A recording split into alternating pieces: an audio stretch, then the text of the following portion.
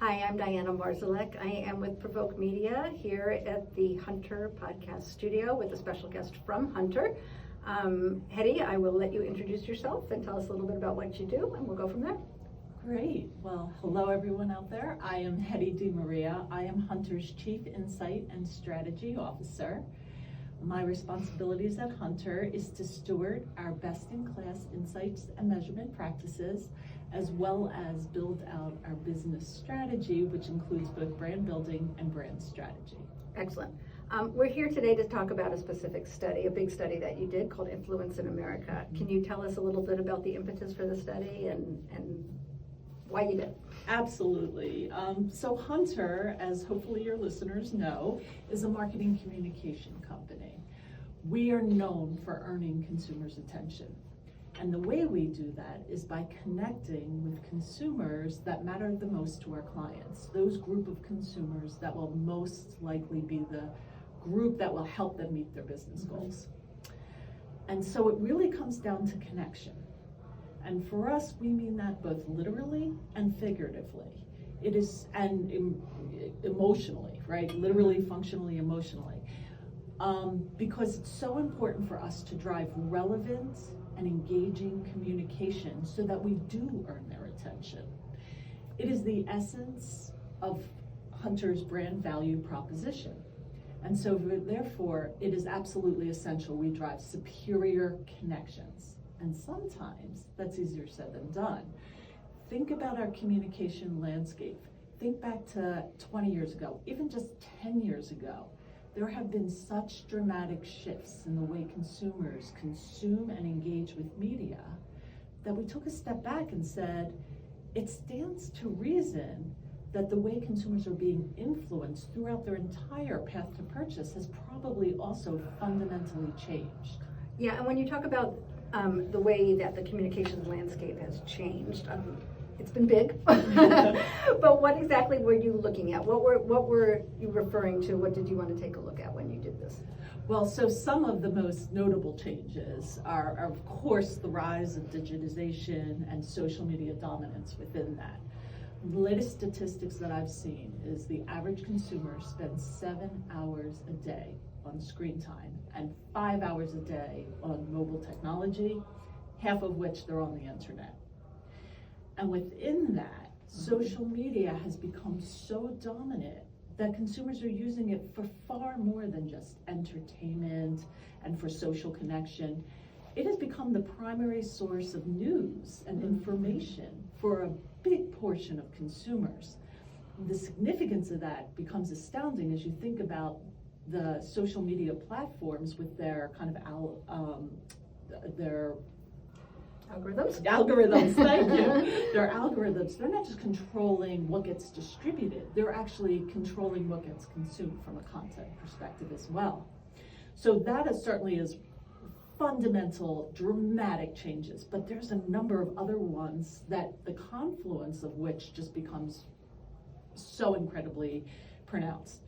For instance, the rise of user-generated content. Mm-hmm. With the proliferation of smartphones and their quality cameras, we're seeing things now like citizen journalism and user-generated influencer content.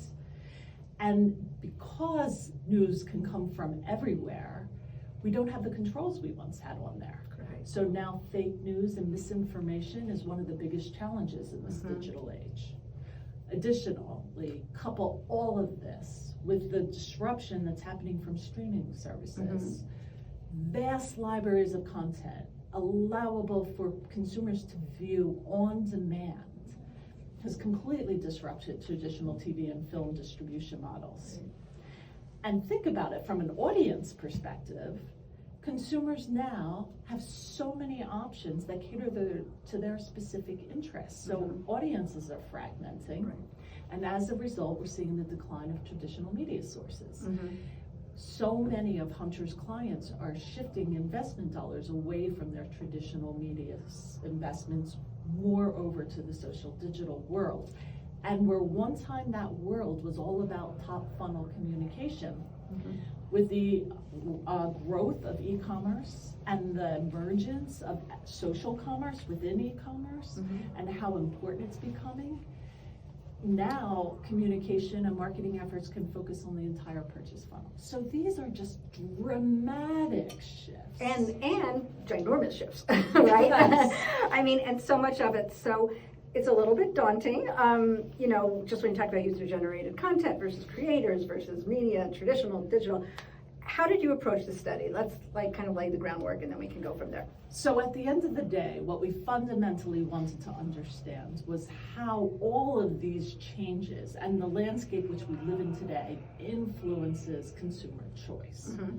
And so we started with the topic of influence. And our study that we conducted were in two phases, exploratory and diagnostic. Okay.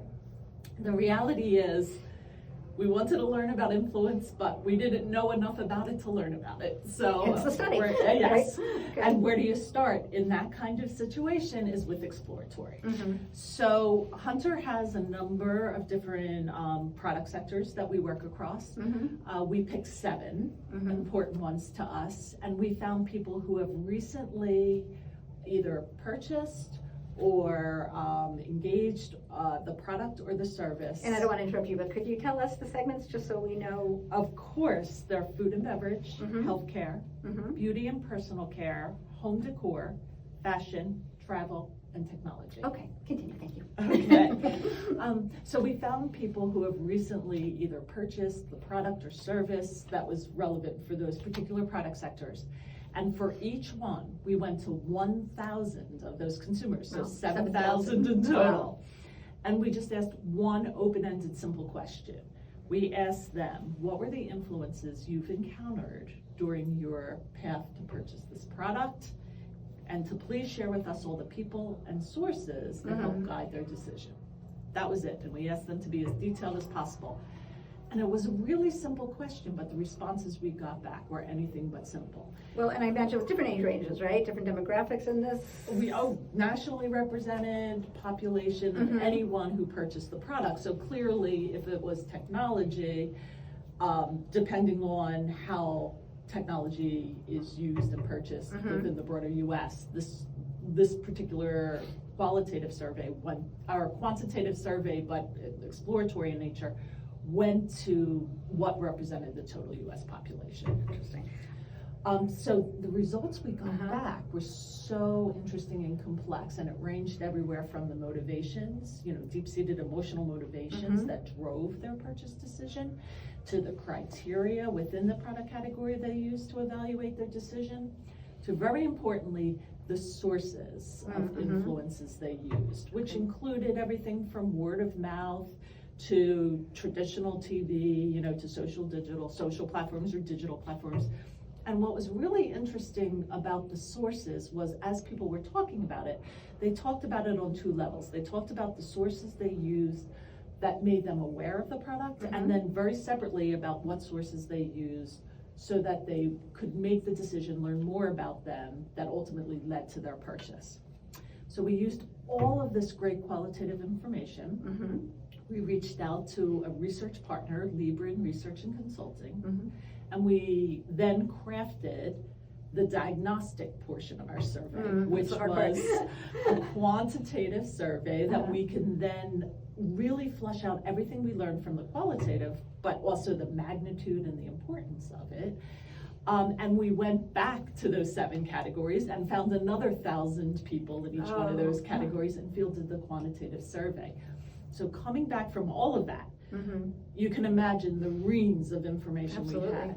And so interesting, every single category had nuances and interesting aspects about them. But after we analyzed every single category separately, we also then did a kind of a pullback and compared across all 7 categories to find what are those universal truths when it comes to influence that really holds up across most, if not all, categories. Are there those universal truths? I mean, you're talking about big demographic changes, different sectors, different industries. What did you learn? I mean, is there a common? There were common threads along 3 different kind of levels or dimensions, if you will. There was a number of general learnings, which kind of feel a bit fundamental when you look at them, but they have huge implications. The learning associated with the importance and role each communication channel plays was interesting, not only at the category level, but on a universal level. There were interesting observations that came across. And then finally, there were demographic tendencies. I mean, most of the demographic nuances really happen at the category level, but there were several that came out that were true across most of the categories. Was it surprising? Well, some of it was very surprising. The fundamental learnings, probably not as much, though the implications are very powerful. Okay. But the sources of channel information were very, very interesting for me. It was actually conflicting to my ingoing hypothesis. And what was that hypothesis? So, look, we talk a lot about how the digitization has kind of redefined our communication landscape, and social media, and user-generated content, and information from anywhere and everywhere. Of course, I thought that social digital media would be the be-all, end-all. Absolutely. I did not find that Really? to be the case. Yes, but do you want to also learn about the general learning, or Sure. Why don't we to go that? with the general learning, and then we'll keep the we'll build up to the Okay. Okay. Boom, boom, boom. to the big moment. So the general learning, there were three big learnings. Mhm. First is awareness is paramount, right? And what we learned here is that out of all of our different categories, that awareness driving influences was the most important influence that actually drove purchase. So 20 to 40% of the consumers, depending on which category, after they became aware of an item, never went on to look at another source to learn more about it. So just one source, they looked at their source. Well, one channel of communication, there's multiple sources Okay. within a channel of communication. I see. So it could be social media, but it's multiple social media. But the way the study was conducted is first we asked, how did you become aware of that product Okay. that you had bought? And we really dissected that with them. And then we said, now once you were aware of it, what did you use to learn more about it? And 20 to 40% said nothing. That's it. Really? Yes. And so that is fairly a really strong validation of what many marketers know, the importance of awareness, right? Of generating awareness. But here it really underscores the waterfall impact of how awareness drives purchase intent and how it should never be overlooked, not even if it's a mature category with a brand that's really well known. You should never skip awareness driving communication strategies. The other two general learnings we had is that consumers consult multiple information sources. Now, I know that sounds conflicting to what I just said, Yes. but I said 20 to 40% don't go on. Okay. So that would mean 60 to 80% do. And on average, most of the consumers actually looked at 2 to 5 sources, channels of communication. Channels, okay. And then multiple sources within each. So they are looking at multiple information sources throughout their path to purchase across every single one of those categories. And the third thing is the higher the risk they perceive that purchase to be, the more sources they'll use. And of course, all of that's kind of intuitive, but it held up consistently across every single category with a really strong correlation between level of risk and number of sources. And interestingly, we also asked a little bit about the time it took to make the purchase decision, and there was no correlation between level of risk and time it took. But level of risk and number of sources, there was a correlation. And all of this just really points to the importance of this multi-channel strategy and the synergistic power it provides in, communicating any marketer's message. So if I'm hearing correctly, as you said, the multi-channel strategy that reinforces that. There's a gazillion things out there. You got to get it right. It sources within those channels. But there's also this first level of impact where some people stop. Yes. So you got to make a splash also. Yes. And it needs to be at that high level on the consumer purchase funnel of awareness. You might think people are aware, but awareness is top of mind awareness, and very few even iconic brands don't necessarily have strong top of mind awareness. So you really need to think through those strategies of awareness generation, even in those mature categories. Okay. That all makes sense. let's go back to digital and social. Yes. Okay, because that's been the be all end all, we think, right? Yeah. Or billed as such. What did you find? Social and I digital? actually found that not to be the case. Really? And I'm telling you, that's what floored me. But what we found to be the case was that real life influence is more important than online influence, or what we like to say is IRL beats URL. Okay. See what I did there? Yes, that was very cute. In 5 of the 7 categories that we looked at, when we asked what was the primary source of communication that you had learned about the product, that you became aware of the product, and then went on to learn about the product, in store was the number 1 answer. I was going to ask if in real life is an activation, or in real life is going to a car dealer and Yes. driving the car. It's what they perceived as in store. Okay. So it's in store whether, and then the type of different things that would be in store is depending on the category, of course, from seeing on shelf to speaking to an expert in store. You know, there were a number of different tactics that you could employ in store, but it was in store as opposed to digital or social that came out as the number 1. And did that apply? So if it came out as the number 1, but is it different again, buying a boat versus buying a can of soda? There were 2 categories that it wasn't the number 1. So technology was one where social digital is actually, it's digital that comes out to the top. And then travel, where it was actually what we get to the second most important one, which was word of mouth. That makes sense, because you can't take a cruise to try it out, right? Right, right. So. Right, or you could say, you know, any type of travel agent, if they have in shops that people would go to, and at one point there were people who would either call or go to these travel agents, and that has, you know, no longer the case. Yeah. But with that said, so the second one, which again, here I'm expecting it to be social digital media, it was word of mouth. It's defined as friends, families, or experts I know. Okay, personal connections, personal connections. And so here we learned that that was first in travel. It was the second primary source used for food and beverage, for healthcare, and for learning more about a product with technology. And here's what's most interesting to us about that. It's kind of how all circles lead back to digital, is that we are becoming more and more aware of the fact that people are now considering influencers their friends.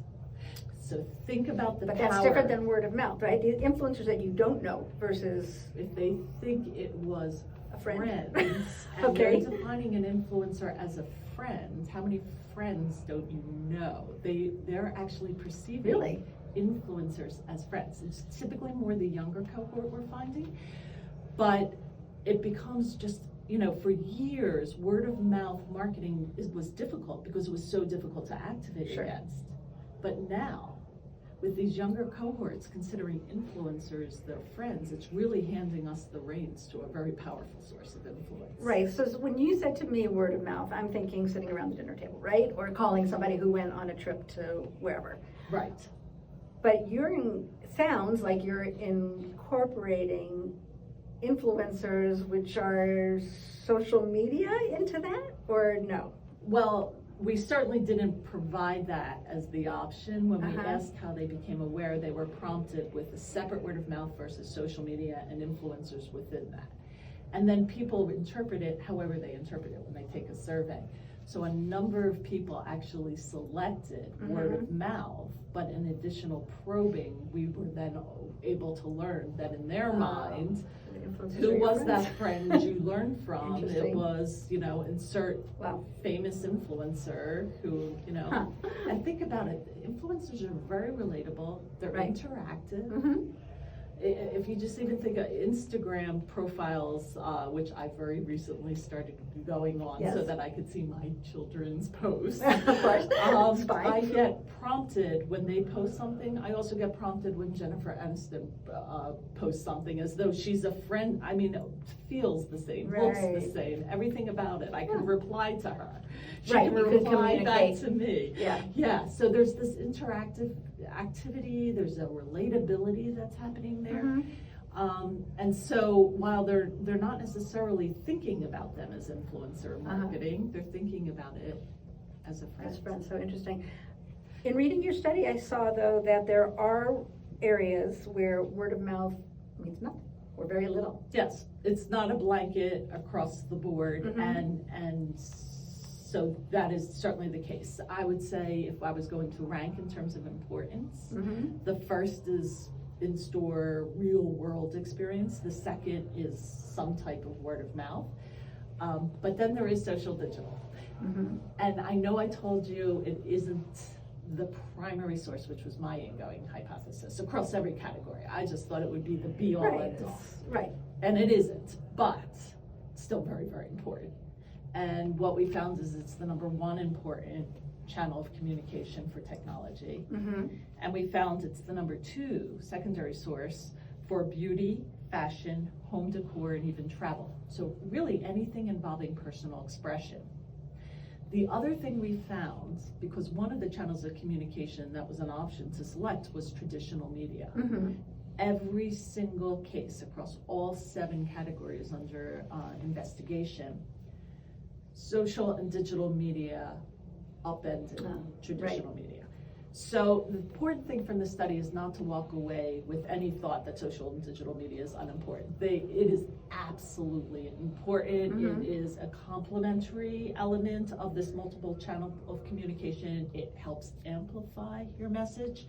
And for some categories, to your point, travel, for those other categories I mentioned that involve any type of personal expression or aesthetic-based category, it is critically important to incorporate. And it sounds like there are overlaps, right? Because if an influencer is your friend, if an influencer is your friend, but you also find them on social media, So win-win. it's all Yes, absolutely. And how does this play out demographically? Okay, so the demographic tendencies range from, of course, you expect it, all the way through to, wow, that's kind of interesting. I didn't expect that. But four big ones. Now, 4 big ones that happen on a universal basis, but for each category, far more nuances come out when you start looking at these. So it's going to be really important to also do the deep dive into any one category if you're marketing against those categories.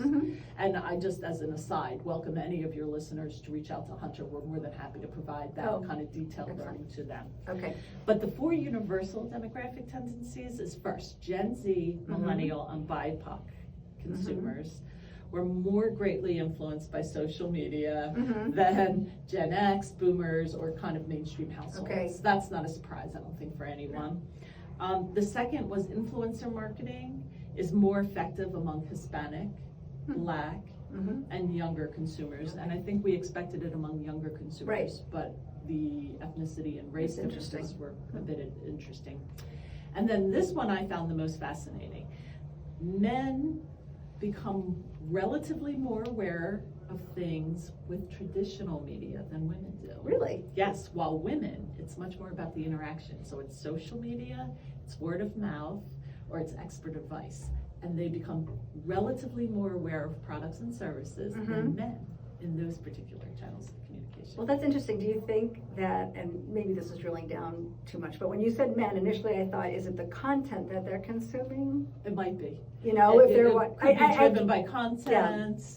It's funny because I went to the interactivity versus the kind of one direction traditional media, and how men tend to be the hunters and women are the gatherers. But yes, it could be also the content that's the key driver. And the last demographic tendency is larger households, households with kids, and BIPOC households. And I'm mentioning them as though they're all discrete, different groups of consumers.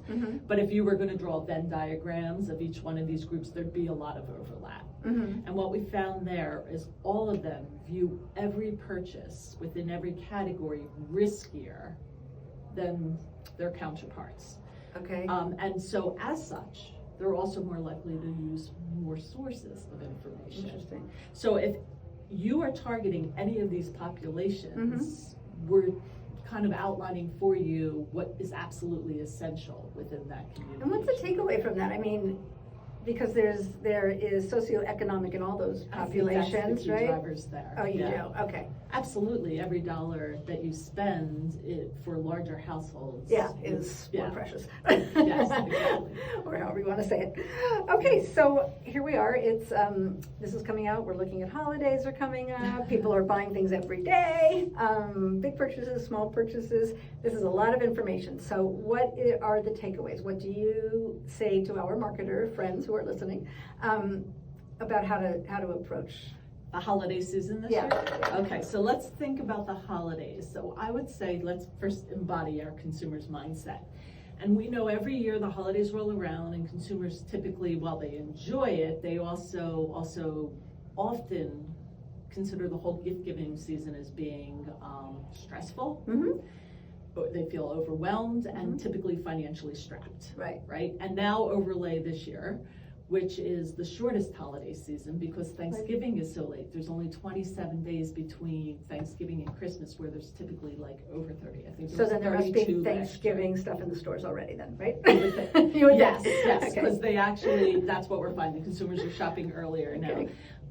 And then the second thing is, we know from an economic perspective, everybody is faced with the residual high inflationary prices. Right. And so if they are always financially strapped this time of year and we're faced with that kind of economic condition, it's that much worse, right? Mm-hmm. So overwhelmed, stressed, financially strapped individuals, they're going to be shopping earlier.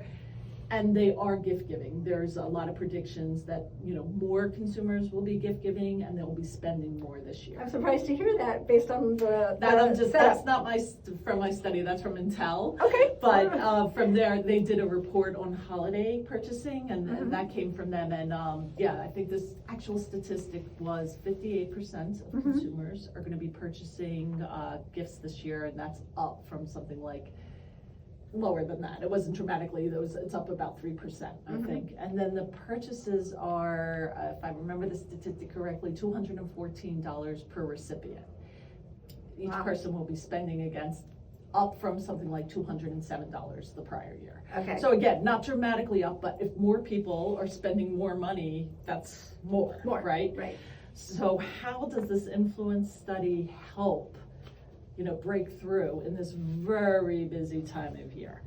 And there's a couple things to consider. One, we heard loud and clear, adopt a multi-channel strategy of communication, but knowing the consumer's mindset, make it easy for them. Mm-hmm. Keep your message consistent and drive the connectivity between the different sources of communication.